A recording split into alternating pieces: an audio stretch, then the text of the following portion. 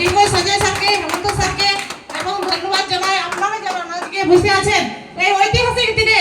আপনারা সবাই আজ লাকি পারছেন, কারণ আপনাদের ভগবান চেয়েছে বলে এই জায়গায় আপনারা আসতে পেরেছেন।